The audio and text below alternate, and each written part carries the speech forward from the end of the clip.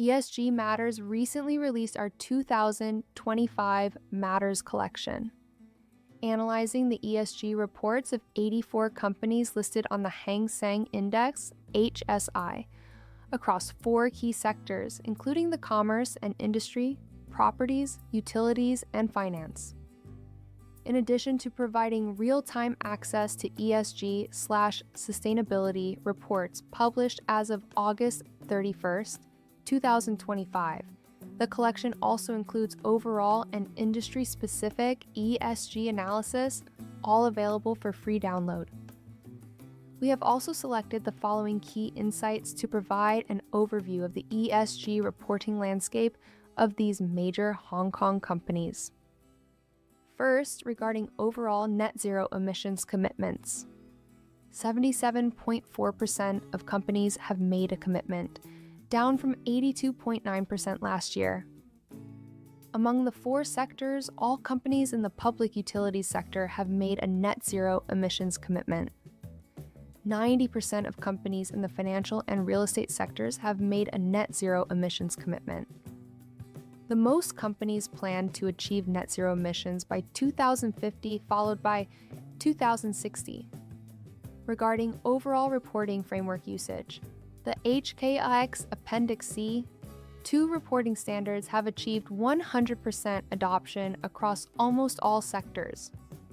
Only C&I companies have not yet published their latest ESG report, so this is not the case for C&I. Other international reporting requirements are also widely used, particularly ISO, TCFD, SDGs, and GRI. Many companies now adopt more than one or even multiple reporting frameworks. Besides, the third-party verification of ESG data has improved. Although it's not mandatory, adoption has increased from 65.9% last year to 76.2% this year. The financial, utilities, and properties sectors all demonstrate high levels of verification.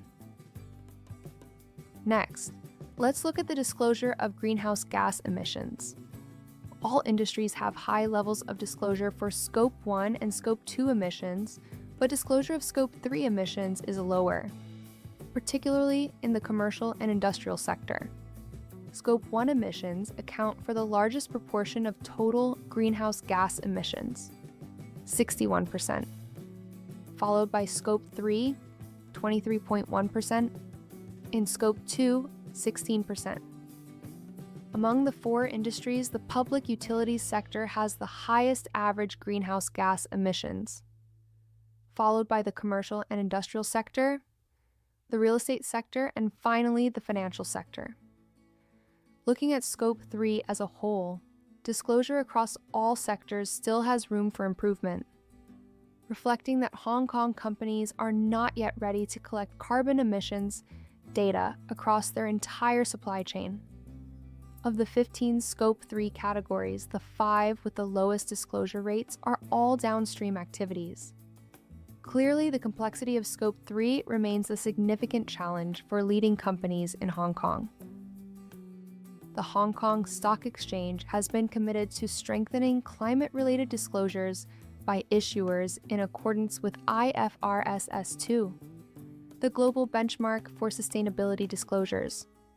Starting January 1st, 2025, HKEX has phased in mandatory climate-related disclosure requirements for issuers.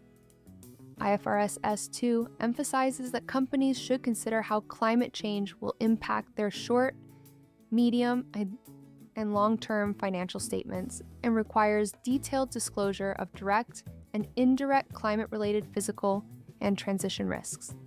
Scenario analysis is a key tool for assessing the potential risks and opportunities presented by climate-related factors, and this year's Matters collection specifically includes this analysis.